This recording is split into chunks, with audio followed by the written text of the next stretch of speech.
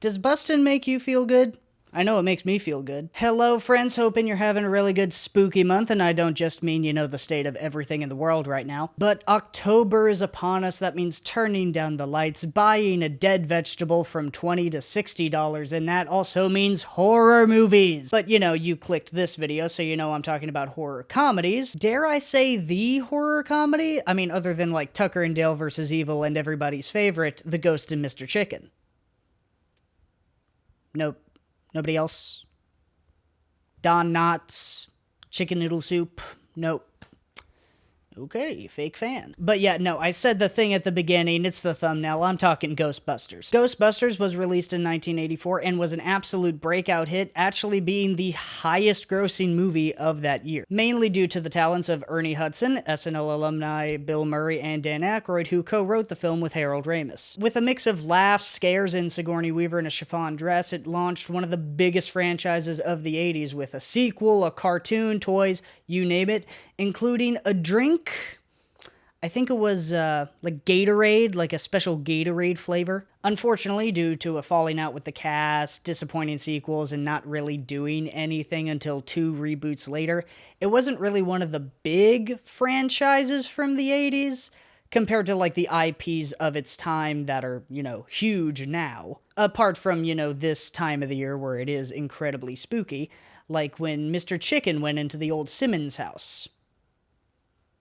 Again, nobody? Ghostbusters was one of the first movies I remember watching, mainly because my mom was shocked that me, a 6-year-old at the time, hasn't seen it, which is kind of her fault, and also her fault for who I am now. And it had a cool slime, super thin DVD case. I mean, who could resist that? I go to it at least once a year, if not every couple years, and over the years, I'm noticing some similarities to other things I like. See, Ghostbusters is a very genre-blending film. You can't really narrow it down to one thing.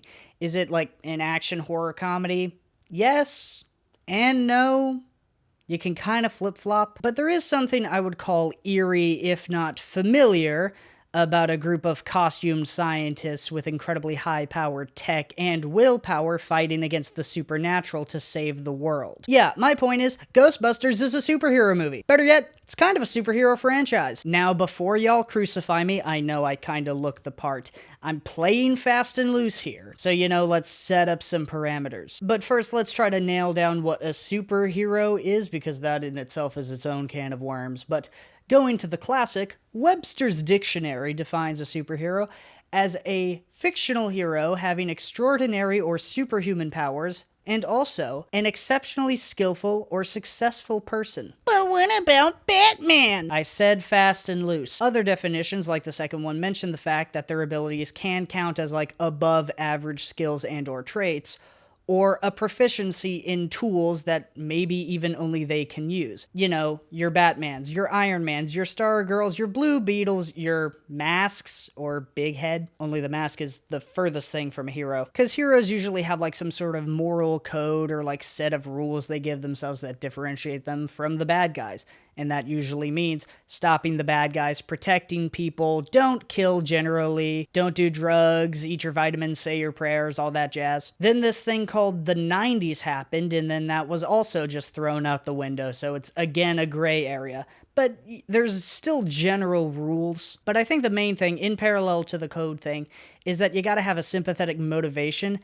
A lot of heroes, or I don't think any superheroes, are just doing it for the fun of it.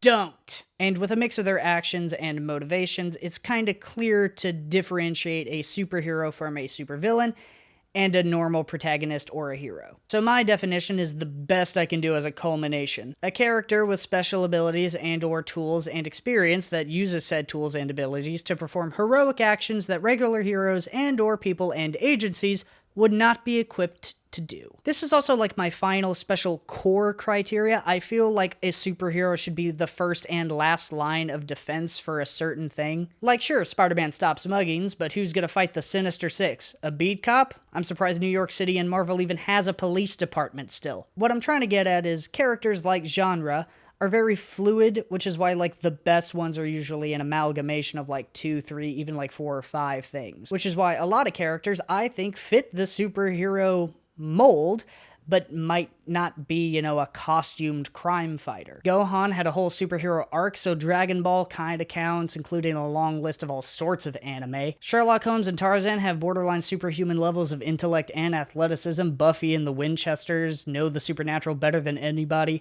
TMNT and Power Rangers are as close as you can get without getting right on the dot. And the Doctor, yes, the Doctor, is the break glass in case of emergency for any emergency. Surprised they only really drew the comparison in that one Christmas special, as far as I know. Also funny that they got the actor who played Goku in that terrible, terrible Dragon Ball movie. But also in terms of characteristics, there's a lot of, I'm not going to call them tropes, but tropes, that I see the Ghostbusters fall into where I'm like, that's some superhero stuff, actually. But rather than a list, let's do a rundown of the entire thing. I might have a counter for things I find very specific. So our story begins at the New York Public Library, when something scares the bejesus out of a librarian, catching the attention of the professors of paranormal sciences. Enthusiastic Ray Stantz, lazy creep and skeptic Peter Venkman, and just plain weird but Giga Chad Egon Spangler.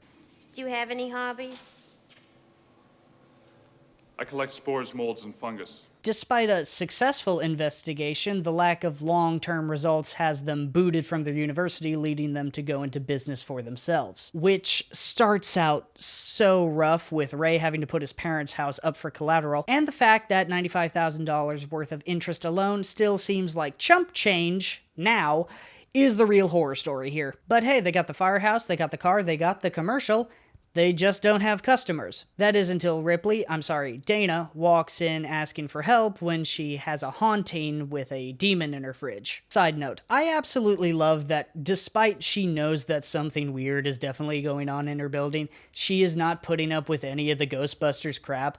Like, they keep talking about, like, psychic energy and, like, parallel dimensions, and she's like, okay, so these guys are either out of their depth or absolutely nuts. But also props to the movie, because the movie could have been solved in, like, half an hour, because Ray and Egon got the right idea of just like, okay, I'm gonna look for the name in this old text. I'm gonna look up the schematics for the building. But, you know, this movie wants Venkman to be the main character because of his charisma, I guess. Like, yeah, by today's standards, absolutely a creep. And I'm not gonna say it was the 80s, but it was the 80s. I do genuinely believe that if he dialed it down like maybe 50%, he would be more charming.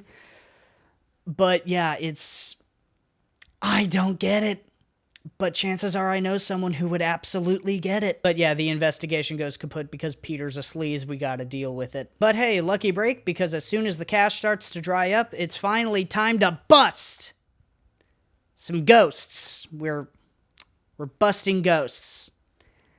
Do we need to change the name? Another thing about superheroes, I feel like they need to be a response to something. Like, the ghosts and everything was going to happen regardless. It just so happens that the gang decided to go into business of, you know, ghost hunting at that same time. It's not like they were the direct cause of it and opened, like, a portal to another dimension. Okay, we're going to talk about that later. And here it is, the first job, the equivalent of the first swing, Superman saving the plane, Batman showing up on the docks.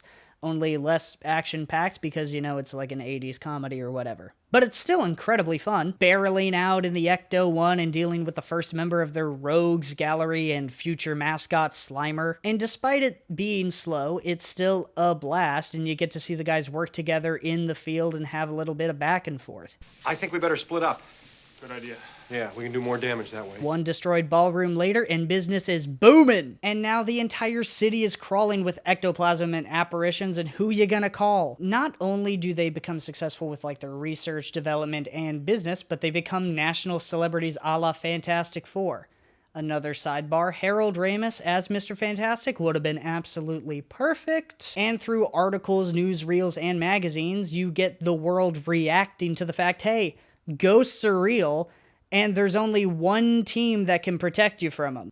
Interesting stuff that could have been explored, you know, later, but we have an actual plot to get to, and things are gonna ramp up. Starting with the introduction of our everyman Winston Zeddemore and our J. Jonah Jameson Lex Luthor mashup, Walter Prick. Peck. Pack, an EPA agent who, even though he has pretty valid concerns about their protection grid and what energy is being used there, kinda just thinks they're scam artists and just doesn't plain like them. Speaking of their storage facility, it's getting a little crowded because the psychic paranormal energy in New York is way above normal parameters. Kinda explains why Dana and her neighbor get turned into zealous dogs spouting destruction. Again, they could have solved this way earlier, but things got in the way with all the ghosts popping up. It happens, sort of like an overarching plot mixed in with Monsters of the Week like a TV show would. Kinda ruined Venkman's dinner date when Zool makes their official entrance, but hey, at least he had some drugs in his pocket to knock her and the demon out.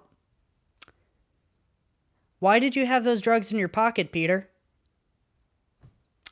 Do I want to know why? Moving on, the EPA actually turns up to shut down the storage system, which causes the eeriest explosion I've ever seen, set to a sick beat that you can study and chill to as it all focuses on Dana's building. Gatekeeper meets Keymaster, I'm sure they're called that for no other reason, and the Ghostbusters go to jail. And in jail, we finally get the scoop on what's going down in that building. Turns out it was built by an evil cultist who wanted to essentially use it as an antenna for evil, and it looks like it finally caught a signal. Once John McClane's true love finally gets them out of jail to visit the mayor and they plead their case, they finally get what I can describe as actual superhero treatment, like Adam West style. Full support from the city's government and people with a motorcade and cheering fans. They suit up and get ready to fight a god. Heck yeah! Oh, the elevators are out? Shit. I just love how they're just guys.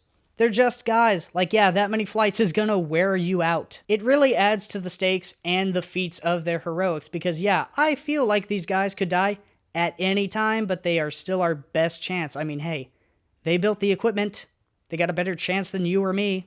But yeah, they're fighting a god. And fighting a god is, yeah, tough, specifically because it doesn't really play by the rules. It makes the rules. Sidebar again, I didn't expect Ghostbusters of all movies to have a pretty nuanced and based take on gender. So hey, non-binaries, gender fluids, and trans folk, I guess you're a god now because you're whatever you want to be. But I feel like you already knew that, so keep on keeping on. Like, they don't even make it part of, like, the villainy thing. It's just an added fact. But yeah, after a failed deception check, the guys tank lightning, and after a failed intelligence saving throw, Ray accidentally gives them a giant monster to fight. Sure, it's gooey and kinda cute, but it's still a giant monster that wants to kill everything. But yeah, the only way to really beat it is by reversing the charge of the giant sky beam and blowing the entire thing to Kingdom Come, all by breaking their cardinal rule at the beginning of the movie. Cue the cream! What the fuck am I talking about? But yeah, through possible sacrifice, the city and the world are now safe, including Dana and Lewis, who are not dogs or dead. The Ghostbusters are now the protectors of New York City from all that goes bump in the night. So who's getting that invoice? Yeah, the biggest difference between the Ghostbusters and superheroes is that the Ghostbusters absolutely get paid, and their biggest villain apart from the god is the EPA, probably due to the fact of, like, when it was written and who wrote it. Yeah, Dan Aykroyd is a very peculiar guy. He very clearly believes in the private sector and has some libertarian qualities to him, but he's not like a bad guy based on what I could find. He describes himself as a Canadian liberal. I'm not Canadian. I don't really know if that qualifies anything. And he's donated to the Democratic Party and was the advocate for the all-women reboot. So why does this seem so libertarian? Well, it was 1984 and some actor-president was fucking things up, but he did sell the dream well. And that's what Ghostbusters is about, really. It's about building yourself from the ground up and making something of yourself, regardless of whoever tells you that you're crazy or wrong. It sucks that that sounds on the surface right-wing, and it really shouldn't, but almost everybody involved, including Reitman and Ramis, said, no, Ghostbusters isn't political, but we recognize that all art is. Either through the lens of, like, their immigrant experience, family experience, or just the time in which they made the movie, they really just wanted to make a movie about the little guy, working class people, going up against an oppressive force. It's just weird that that oppressive force is the EPA.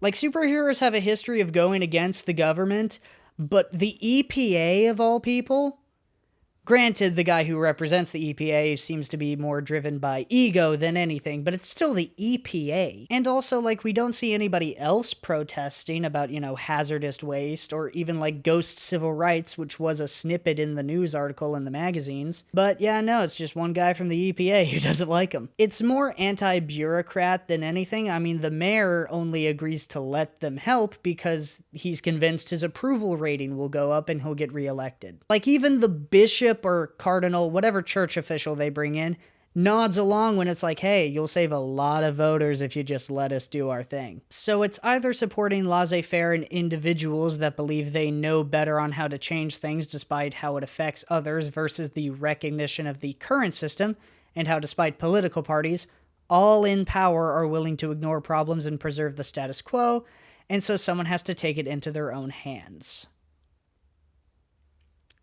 If that isn't the biggest argument about superheroes that I have heard in my entire life, specifically with these two guys. I'm not saying that the Ghostbusters are like Batman and Superman, in fact, far from it. Totally different methods and motivations. Superman is more like a firefighter, while the Ghostbusters are like plumbers. Batman has an iron will and infinite resources, and the Ghostbusters are always tired and just trying to get by even though they are successful. And though the Ghostbusters are pretty self-motivated with the whole money thing, they do recognize they are the experts on the paranormal, and so will help out people in need. To quote Venkman in Ghostbusters 2, sometimes shit happens, someone has to deal with it, and who are you going to call? Also, if you're some sort of superhero purist, don't act like heroes for hire don't exist, and let's be honest, if I were Spider-Man, I would have a square set up ready for tips. But in terms of staying paid, the video game has stated that they do have a contract with the city, so everything is kind of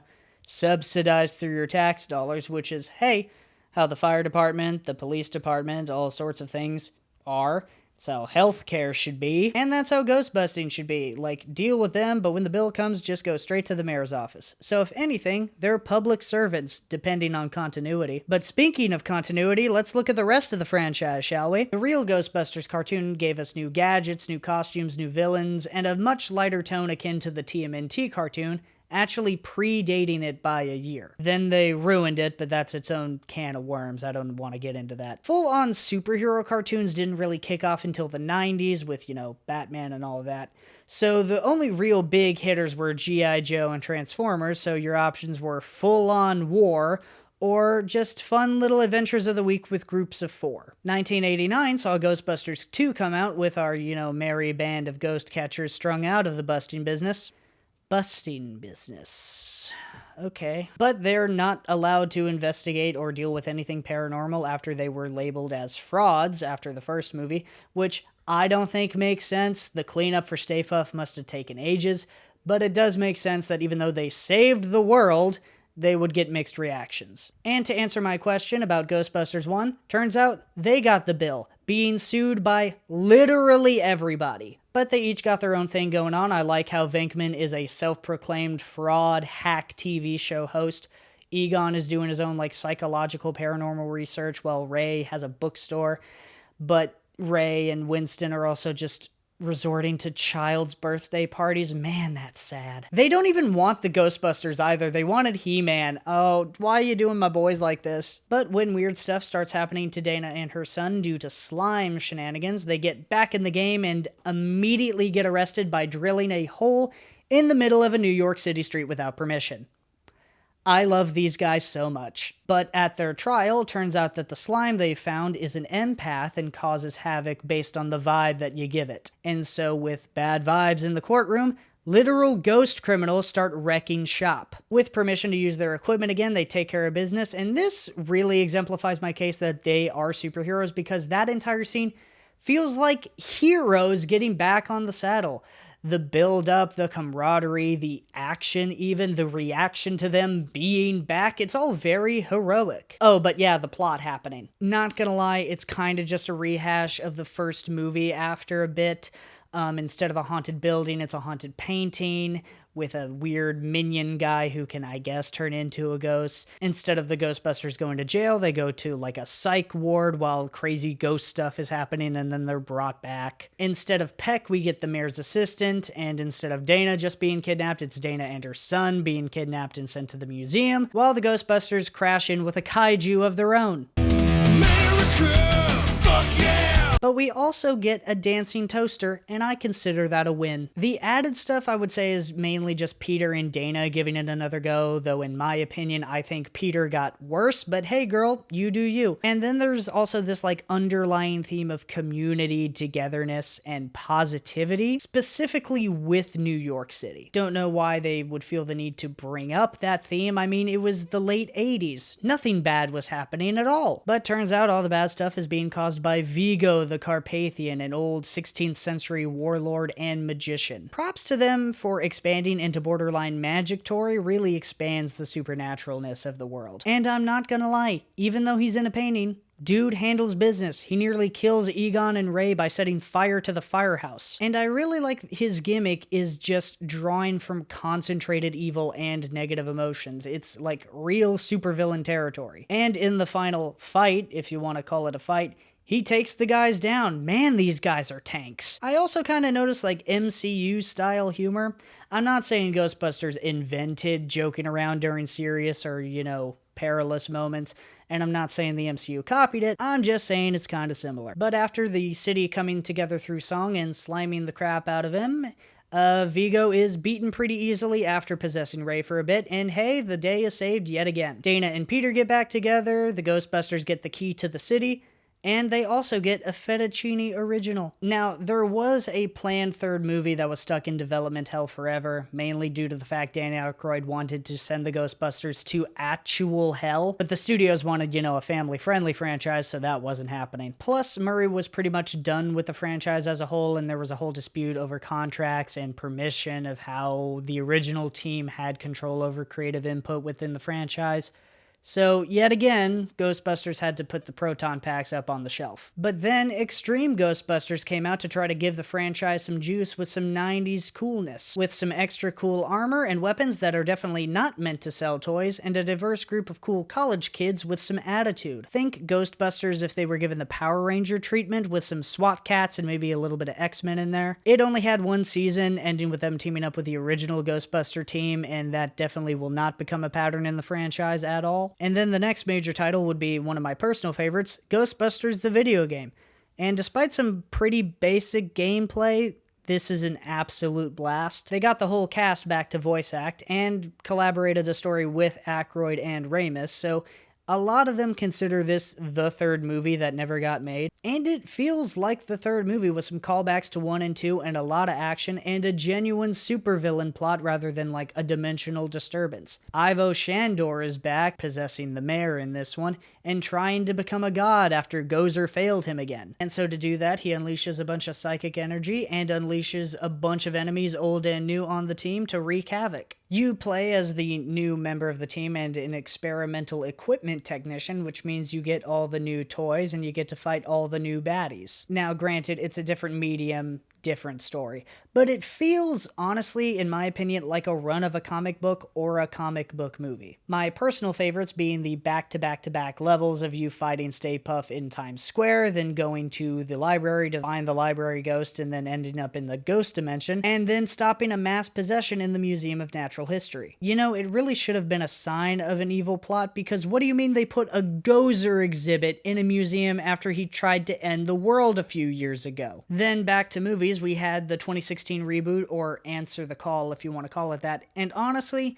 just watch the first teaser. They go full, like, Amazing Spider-Man, Age of Ultron, Suicide Squad style trailer. They even slow down the theme song with the piano. It's that type. The movie itself wasn't that serious. In fact, I don't think it was serious enough. It's more or less, just a rehash of the first movie with some nostalgia bait and honestly worse special effects. But hey, this time they're fighting ghosts, and I really do mean fighting ghosts in Times Square with, you guessed it, giant skybeam. And I do appreciate them trying to add that to it. I mean, I really like the new arsenal and the fact that they're really upping the action. but you're also adding in every single joke under the sun. And let's be honest, this is Sony in the mid-2000s. You're trying to make a Marvel movie. You put a Hemsworth in there. You think we wouldn't notice? It wasn't bad. I think it was just a little too clean-shaven and threw too much at us.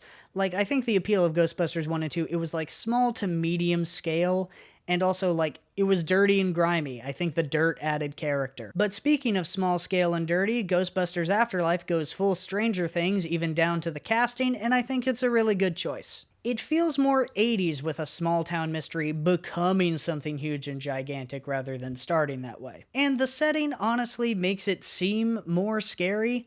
Maybe it's because of the time that I'm recording this in, but I don't want to be in Oklahoma. But yeah, I would say the movie is really good. It calls back things in a very nice, non-pandering way up until the final act where, yeah, it's the original team and Gozer again. I don't know how they got to Oklahoma in, like, 20 minutes? Maybe they do have superpowers and they are superheroes. But I will say, I feel like Afterlife treats the Ghostbusters like superheroes, or at least Gary does. Yeah, they're mostly forgotten, and no one really talks about how there was a giant marshmallow in New York City, but hey, they managed to cover it up the first time. I believe people forgot about it. Like, think about how many, like, good, famous people we probably don't even know about because we didn't bother to read. But it does keep the tradition of no one really caring about it, apart from, like, a few really stoked up superfans knowing how important the Ghostbusters really are.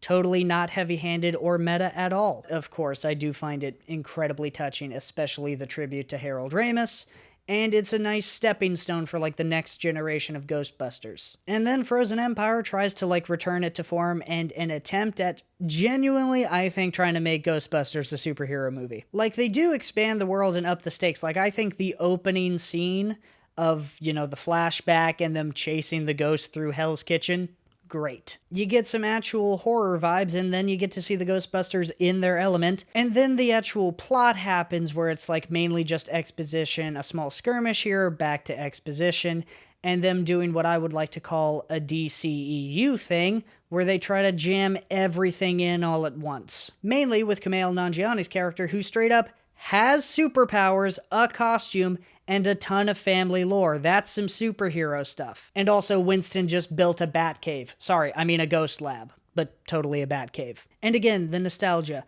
Oh, you thought it was heavy-handed last time? Why is the library ghost a cameo? You didn't catch her yet? Being a little negative, but the positives, Phoebe is still the best addition to the franchise, even though she did what we all did, which is throw logic out the window when a pretty girl gives us the time of day. I like the villain, very threatening, but kind of let the ice spikes do the talking for it. After a really cool suit-up scene, gets beaten pretty quickly. After beating the bad guy, they do give off an adventure continues kind of vibe with a whole city full of ghosts to catch. Loved the beginning, liked the very end. Everything in between was kind of alright. Kind of screams superhero franchise to me, if I'm being honest. Okay, look, not really. But also, they get cool, like, matching, like, winter costumes.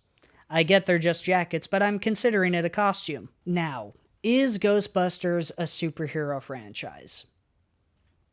I'd like it to be. It's in the gray area that some franchises are in, like TMNT, Transformers, Men in Black even, where it's not part of, like, the big two comic universes, and it's not about fighting crime specifically. But when it comes to, like, superhero franchises, especially movies, it's not about that either. I'm looking at you, Marvel, where it's just wait for a big thing to happen, or worse, cause a big thing to happen and then fix it. Like, there's a whole critique about, like, Avengers-level threats. It has some of their issues, sure, but mainly I just see a lot of characteristics that I've heavily associated with superhero media. Included, but not limited to, the matching color-coordinated costumes equipped with a special logo, iconic equipment and weapons, the very iconic car, special meeting place and or a hideout, supporting characters that eventually become full-fledged members of the team, recurring villains, legacy characters and branching teams, changing rosters, CGI skybeams and portals. Yes, superhero movies basically have a total stake in those. And a multiverse crossover special. Wait, multiverse crossover special? When did that happen in the movies? Oh, well, it didn't happen in the movies. Did I forget to mention the Ghostbusters comics? Cause yeah, they had a big multiverse crossover where they had all the teams work together apart from the crew from Afterlife because it happened before that. But it was a bunch of fun and they have a bunch of other runs in IDW and Dark Horse. I read a good bunch of them and to be honest, some of their best stories are there. They definitely fit the comic book medium and I feel like if you want to, you can cross that back over into the big screen and it would fit very well. My personal favorite being the Chicago Ghostbusters because it follows your character from the video game and the whole arc with the Ghost Smashers. It gives the vibe of like X-Men and Avengers where there's a bunch of like different teams but they don't feel like branches on the same tree. They feel very independent of each other. Ron Alexander, I love and hate you. I highly recommend all the Ghostbusters comics if you want to read the current stuff. They're covering the Afterlife crew in Dark Horse and it looks like an absolute blast. But now, like all my arguments, are very fluid, based on vibes. Movies, literature, basically all of fiction, really. I consider it in one big Venn diagram that's basically a circle. Very rarely is one thing just one thing. So if I manage to convince you that Ghostbusters is in fact a superhero franchise, congrats to me. Enjoy your new worldview. If not, is what it is. The franchise right now is pretty dead. Not as dead as Tron, but still pretty dead. The only thing we got really to look forward to is like small video game titles and a, I guess, Netflix animated show.